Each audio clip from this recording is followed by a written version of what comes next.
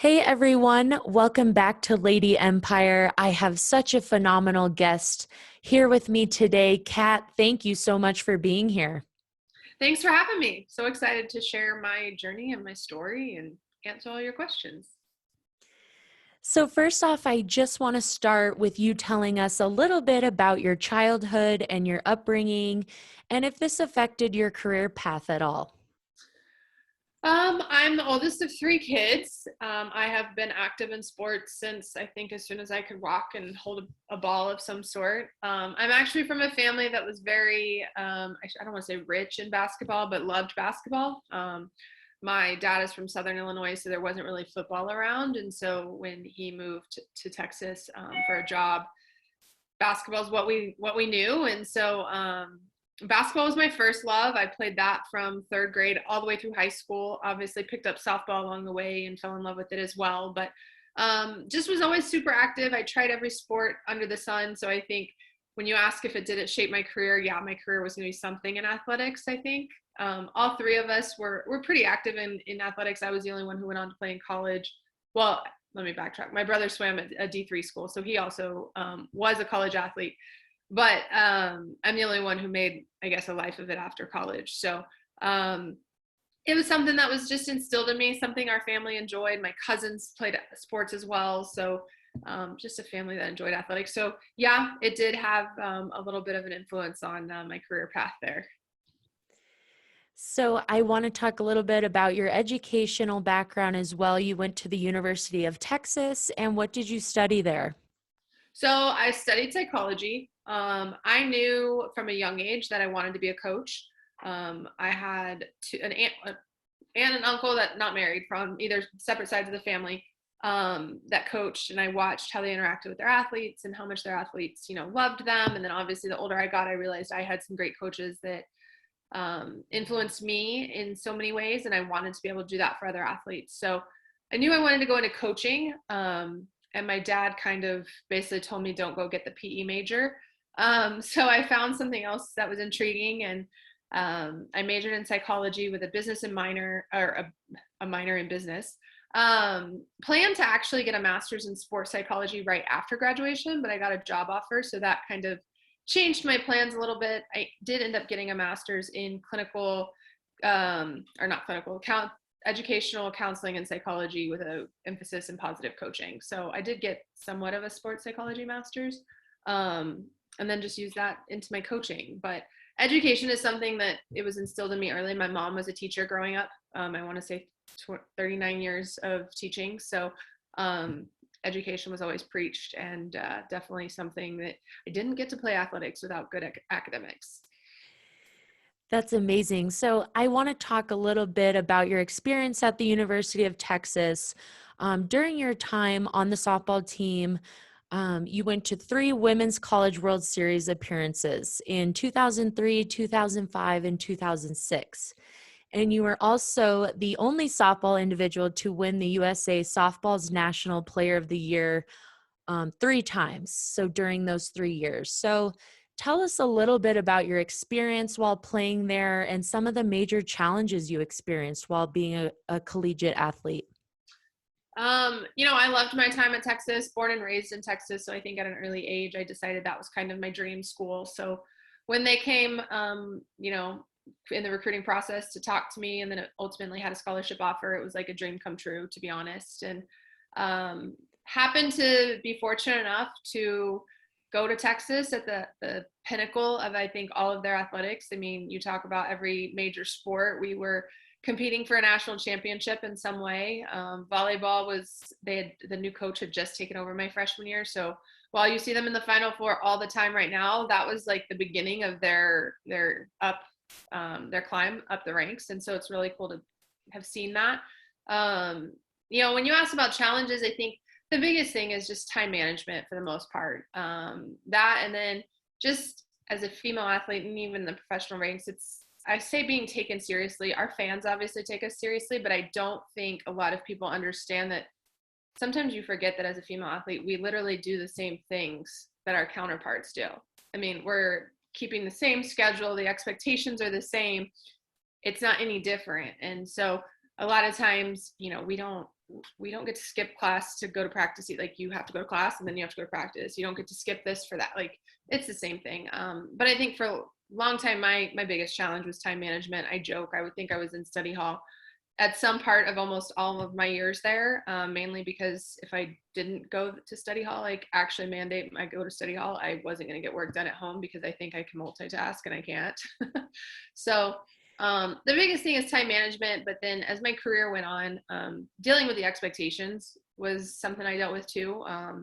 You mentioned we went in 03, 05, and 06, 04, I redshirted for the Olympic year.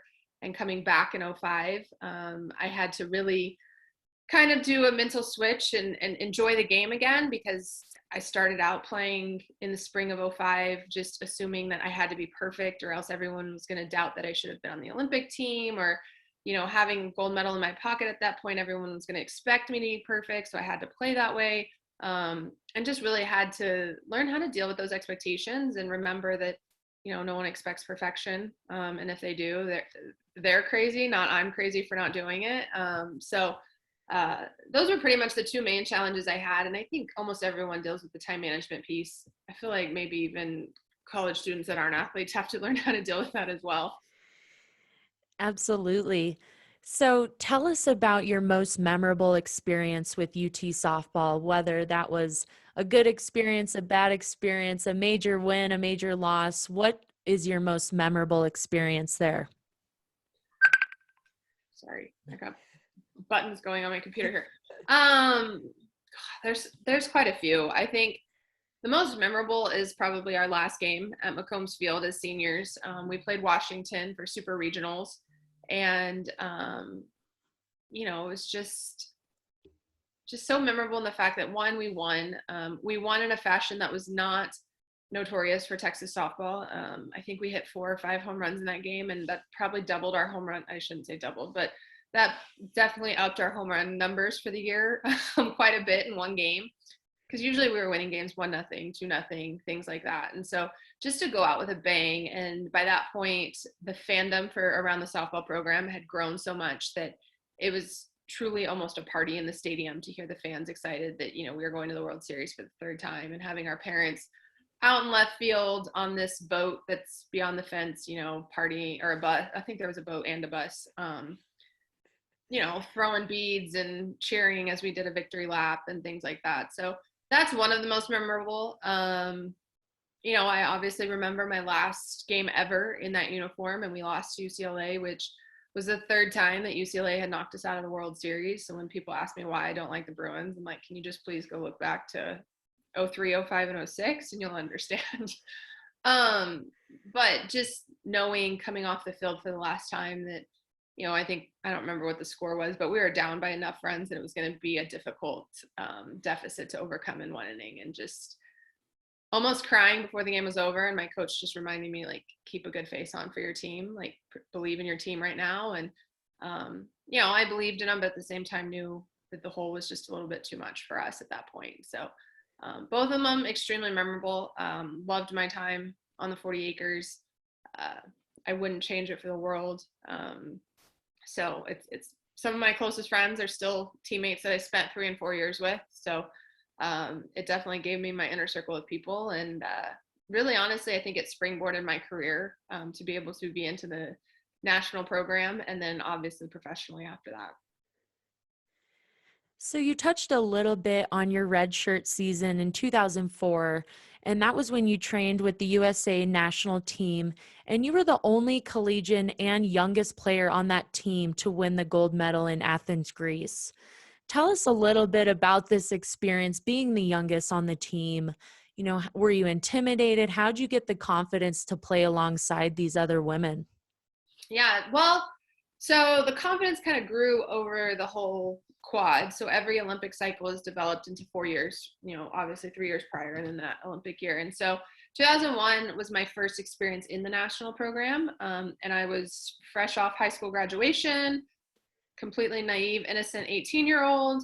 And I think at that was the point where I had to learn how to not necessarily fit in, but adapt, and just, figure out, go with the flow. You may not know exactly what they're talking about or what's going on, but just almost kind of fake it so you make it.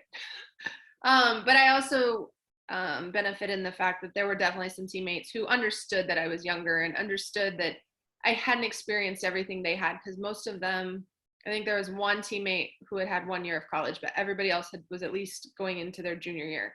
And so they obviously understood, like, I'm 2 years behind, not just a year behind, but 2 years behind. Haven't even played a day of college softball yet. And so that was 2001. And then stayed in the program for 02, made the Pan Am team in 03. And by that point, I had had tryouts at least with kind of, in my heyday, the big names. So, you had tryouts with Lori Harrigan and Lisa Fernandez and Michelle Smith and Leah and Laura Berg and Busto. So you'd already tried out with them. And so for me at that point in 04, I was comfortable enough because I had been around them. Lori Harrigan took me under her wing and kind of made sure I knew what was going on, and I could level up and mature enough to be able to handle everything. It was fun. I wish, obviously we know so much more now, and obviously we have iPhones that document everything, but we didn't have that back then, because I'm pretty sure I would have been with my iPhone, like videoing anything and everything, because now I'm like, man, I wish we had better memories than like the disposable camera film that I think we were using. But I was a little innocent and naive and not documenting as much as I wish I had. But it was definitely a fun experience. And I think that gave me a huge springboard to have confidence in myself, being able to, one, go back to college for 2 years, but two, just know after college that softball was going to stay in my future for a while. So you mentioned how, you hadn't even played a day of college softball, and now here you are training with the USA national team. How did that level of play change from senior year of high school to now this national level of competition? How did it really change and differ? I think more than anything, mentally, it had to change. I remember one of our first games, obviously travel ball, high school. I threw my repertoire of pitches, but I predominantly was a rise ball pitcher. Most people don't know that because I'm known for my drop ball now. But, they would call certain pitches and I'd shake off, and they'd come out and be like, you cannot throw the same pitch 4 times. And I'm like, well, I always do. So yes, I can. And I had to kind of learn how to be a little bit of a different pitcher. But then at the same time, I probably faced hard failure for the first time. And not necessarily in massive losses, but just in losses and in situations where I probably emotionally or mentally lost control without knowing it. Looking back, knowing that I probably did, but just having to grow up and figure out how to be present and be able to play with a consistency that these athletes were demanding from each other. And I think they gave me a little bit of leeway, but at the same time, did a great job of saying, hey, without saying, hey, we need you to step up, like encouraging me just to figure out how to get me to step up and really be able to compete with them. And it was a fun process. I grew up in the USA process, which is a whole full circle now that I'll finish in the USA process here this year, but definitely a place I grew up. And I just was really fortunate that the athletes we had in the program at that time helped me grow and didn't just kind of leave me off to the side because I was younger. And I want to talk and elaborate a little bit more on the USA process and the USA team. You pitched for the USA national team from 2001 to 2010, winning both a gold and a silver medal along the way. And in your 10-year career with Team USA, you held a 59-4 record with a .38 ERA. How is this possible? Tell us about how you succeeded at this caliber of a level. Well, I think, like I said, I got into it in such a young age. Most of the time, if you're coming out of high school, you're on like the junior team. And I completely skipped the junior team, obviously made the main national team. And I was fortunate, not only did I have great teammates, but I had great coaches that were able to help my development, so to speak. Coach Erickson's one of those. He's our head coach now for the 2020/2021 Olympic team, whichever year we're going to use. But he was a big part of that process along the way, being able to help me develop physically and mentally into adapting to the international game. And to be honest, I was surrounded by phenomenal athletes. I mean, you talk about the greats of the great, and they were on Team USA. And when you have them putting up 6, 7, 8 runs, when you give up 1 or 2, it doesn't stress you out. So it was really a team effort all the way through for those 10 years. I had some of the best outfields, some of the best infields, best hitting lineups, best catchers that you could ever think of, that I was playing with. And so when you put all of that together, it's a winning combination most of the time. And it was a fun run. And I'm fortunate to have been part of the national team during that time, because I think that's kind of where we helped softball really, really grow and become the kind of popularity got to a high at that point in time.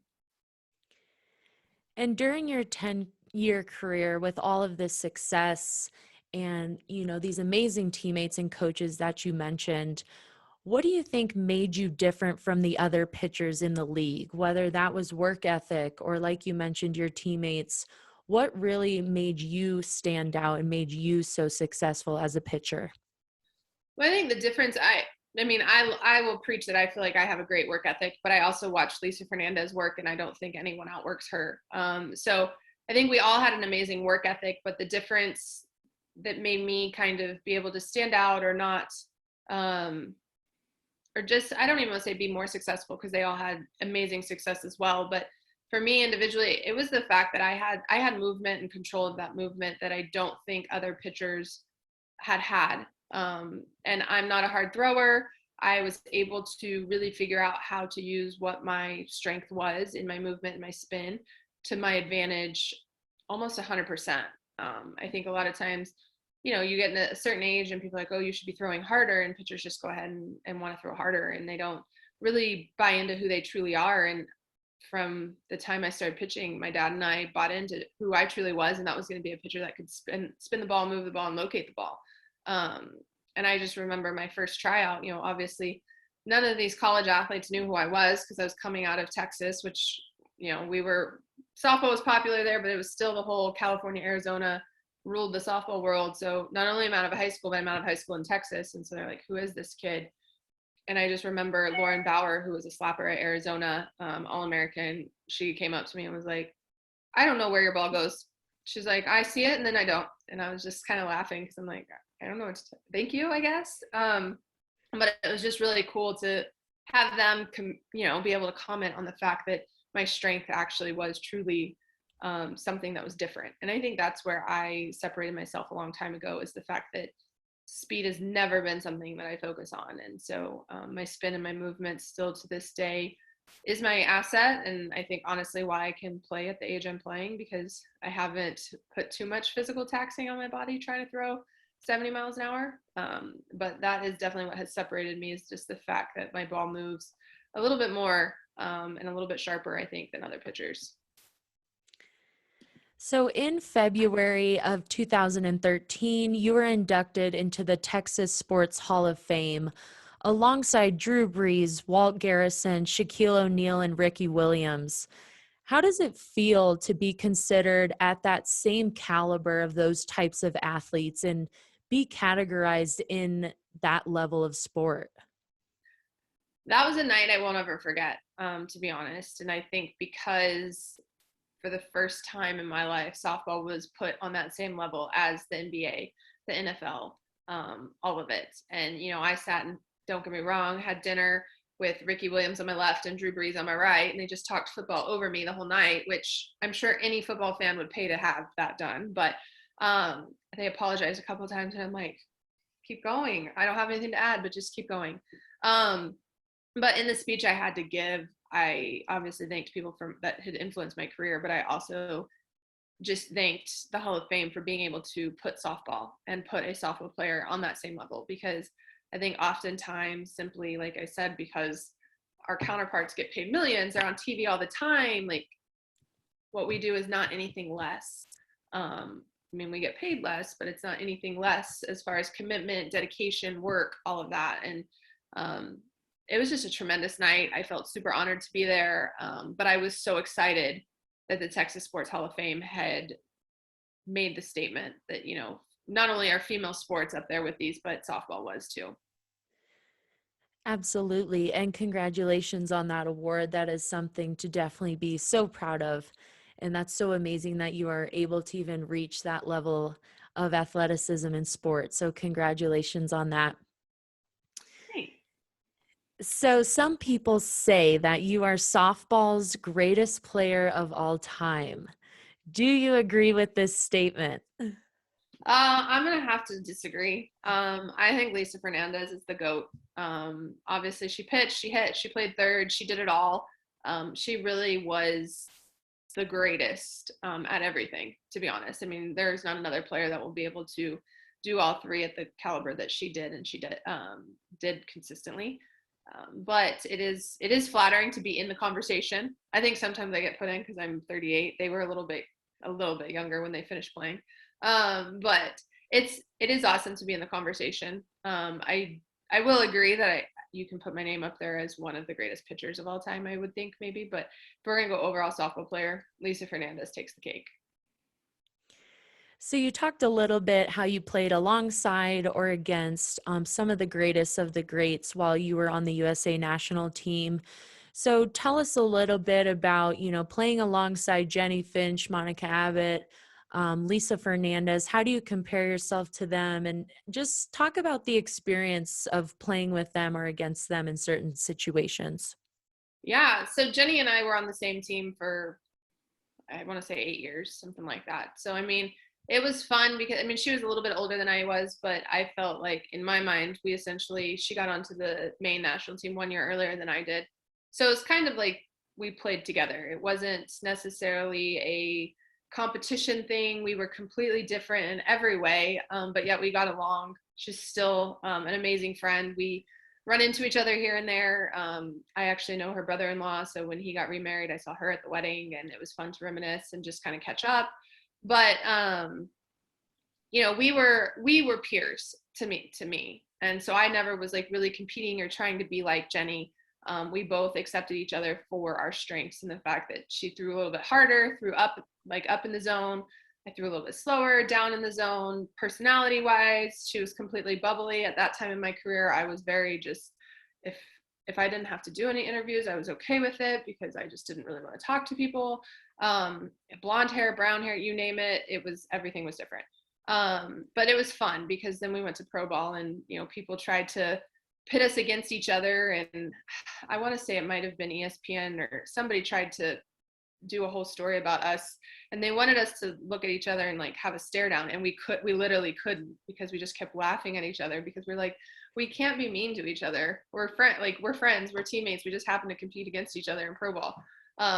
So that was always a fun environment to be in, because when we faced off, we knew the other one was going to bring it, and we had some epic battles, but at the same time, at the end of the day, we were hugging each other as we went through the line, and able to recognize what the other did. Lisa Fernandez, as I mentioned, the GOAT, and you get to watch her work. I think I was too young to really feel like I was competing against her for a spot. Going in the '04 games, obviously you knew she was going to be our ace. She had played in the Olympics. She had the experience. I was 21, or I knew I wasn't going to be the ace. Like I was there to get my experience and do whatever they told me to do. But it was fun to be able to watch her work, see how she worked, and just see the intensity that she approached every single day with. Took a little bit of that. I mean, again, you talk about humans, they're all different. We're all wired just a little different, but just to see her work continuously that way. And even after an injury and a kid, for her to be able to come back in the '08 quad and try out again and just see her approach it with that same work ethic, it was incredible. So I mean, I think you play against those top players, and you can't watch them work and not gain something from them. Definitely. And that's so awesome to hear that, you build up these amazing relationships and friends throughout this whole time. And it's funny to hear from, an outside perspective, and you think, oh, they must hate each other. They're competing against each other. And so it's so good to hear, there was actually a strong relationship behind that. So I want to talk a little bit about what you are doing now. You have come out of retirement. You are training for the 2021 Olympic Games being held in Tokyo, Japan. What made you come out of retirement to do this? Well, we can blame Kelly Kretschmann, another great that I've played a long, long time with. Um, I was actually in the coaching pool for the quad for this at the beginning of this quad, and I wasn't selected to coach one of the first two teams, and I wasn't upset about it at all. And I think that's when I was like, if I don't really have any feelings of not getting selected, do I want to stay in the pool? Like, there's probably coaches that actually would die for this, and I don't know that I'm one of those. And so I was pulling my name out of the coaching pool. And when I talked to Kelly about it, because she is one of my best friends, um, she was like, well, why do you think you don't want to do it? And I'm like, well, I mean, I could still throw if I really wanted to. And she was like, well, do you want to? And I was like, no, I like my job. I'm good. I have, got married, have my stepdaughter. I'm good. I got everything settled. We're all right. Unbeknownst to me, she had told my boss that she thought I wanted to play again. And so my boss kind of basically came up to me and said, hey, she calls Kelly my sister. She was like, hey, your sister thinks you want to play again. If you do, we'll make it work. You don't have to give up your job. Just let me know. And so the wheels started turning, and talking to my husband, and he was like, you still want to do it. You just don't want to have to sacrifice everything that you've sacrificed before. And they were right. It does take a lot of sacrifice. I played for the majority of my career with a singular focus, and it was just softball, and anything else was extra. In my opinion, very hard to be singularly focused on softball when you have a family. So that was always a hesitation for me. But my husband supported it. My parents supported it. My stepdaughter is ecstatic. So went ahead in 2017, called USA Softball, and basically asked what the process was, what I needed to do to be considered again. Because, you do still, a lot of people want to be like, oh, you just said you wanted to come out of retirement, made it. I'm like, no, I still had to go through. I had to email them and tell them I was interested again. I had to get invited to tryouts. I had to go through tryouts. And I think that was the nerve-wracking part, was just going through a tryout again. I knew exactly what to expect because they haven't changed a whole lot. But yet I was still really nervous. I think my first inning, I was throwing the ball everywhere, and I was just like, this is embarrassing. These people think Kat's coming out of retirement and she can't even throw a ball in the right place. But the more I thought about it, there's a small part of me that, yes, wanted to be able to compete in the Olympics again, because the finality of 2008 stung, and it stung bad. And I wanted to be able to chance to take that stage again. But the other part of me knew that if I had the capability to throw at an elite level, I needed to go back to USA Softball and help this younger generation really be able to hopefully get on the medal stand, hopefully get on the top step of the medal stand. So I don't know that I could have watched the Olympics without thinking, man, I could have done that. So I'm glad I did it. And 19 and 20, both tryouts, I went there and left saying I've done everything I could. So if I didn't make the team, there wasn't going to be anything to be disappointed about. I was way more confident about 2020's tryout, because obviously I'd had a year and a half under my belt of playing with the team. But 2019's tryout, I wasn't 100% sure, but I felt like I had done enough. I wasn't at my peak shape, but I felt like I had thrown well enough. So that was the first time I actually cried when I read a roster, was in 2019 when I was on it, because I had just busted my butt. And I think what a lot of people don't know, I had busted my butt by myself. Like, I was throwing in the driveway or at the cages by our house. I was lifting with my trainer by myself. Like, I wasn't in a team setting whatsoever. And USA Softball asked me what my plan was when I called them in 17, and I was like, just going to train at home. And they're like, you're not going to play professionally or anything again? I was like, nope, we're just going to do it this way. So probably one of my prouder moments, just knowing that I put a plan together and it paid off. But yeah, I just felt like I had a responsibility to the USA Softball program. And then again, there was a small piece of me that just wanted to be on that stage again, because it sucks when it's taken away from you and you have no say in it whatsoever. It'd be one thing if I had retired in 08, but I didn't retire from Olympic softball in 08. I just got told, hey, guess what? You're not in the Olympics anymore.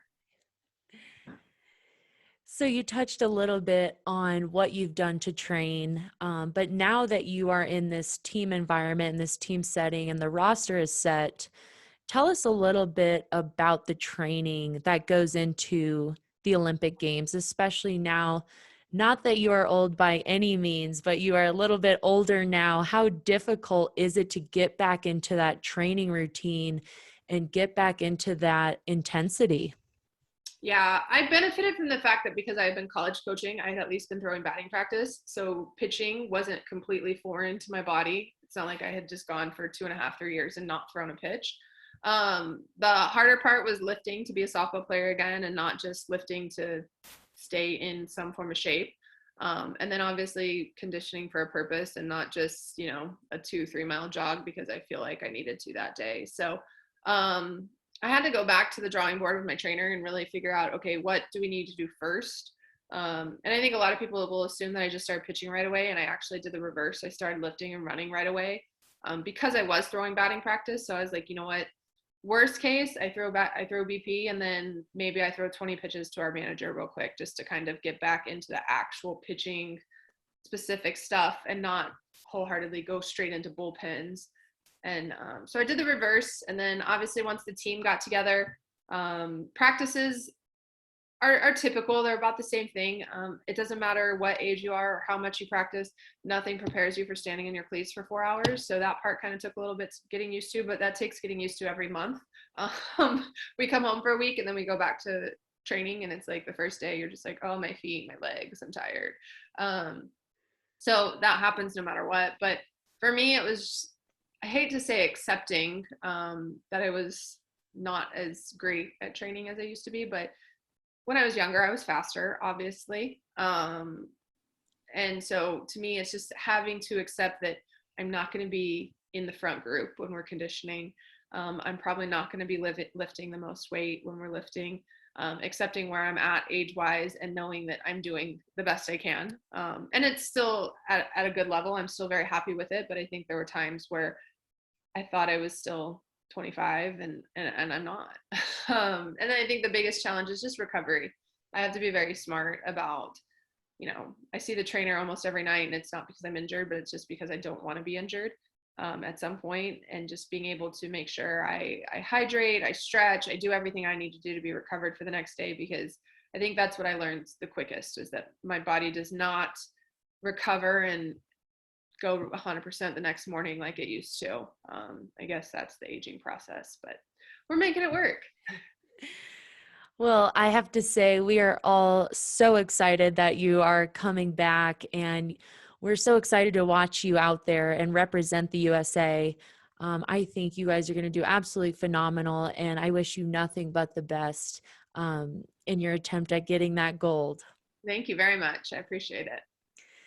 So I want to just close out with a fun fact about you that I do with all of my guests, but I actually have two for you because I wanted to ask both of these. Right.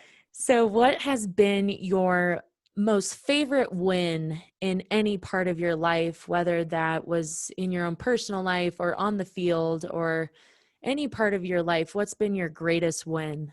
Oh, this isn't put me on the spot. I went softball first, and then you said it could be in regular life.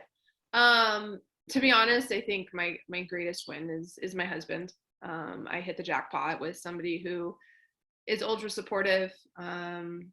Long story short, we dated my senior year of college and didn't talk for 10 years, and then got back together. And within a year and a half of being back together, we were engaged and planning a wedding.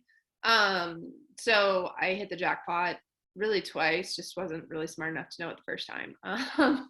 And then with him, obviously, he had a daughter at the time from his previous marriage. And so him and my stepdaughter are kind of my whole world. It's been hard to do softball and not think about them at the same time, but we're all making it work. And yeah, so I think that's probably my biggest win in life, is the fact that I found the perfect life partner, and the fact that he supports what I do. He is behind every crazy idea, dream I come up with. And I would not be on this journey if he hadn't supported it. So very fortunate that he never hesitated, even when Olympics were delayed. He said, all right, cool, we're doing it for another year. I was like, cool. I don't know about cool, but all right, we're doing it for another year. That's phenomenal. And I just want to also ask, being a female Olympic athlete and being at such a high caliber of an athlete, What do you have to say to the little girls that look up to you as a role model and that watch you on TV and that compare themselves to you? What do you have to say to them?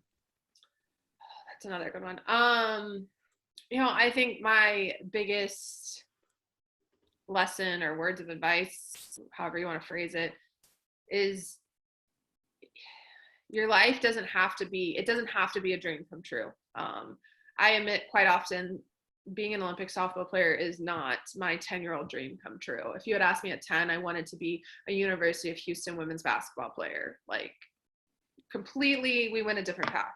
But what I will say is whatever you do, love it wholeheartedly, because when you love it wholeheartedly, you're going to want to work to be the best at it. And when you try to be the best you can be at something, it takes you farther than if you try to be the best like somebody else. I can honestly say, well, I got to meet Michelle Smith and I got to say, there's someone like me, a left-handed pitcher.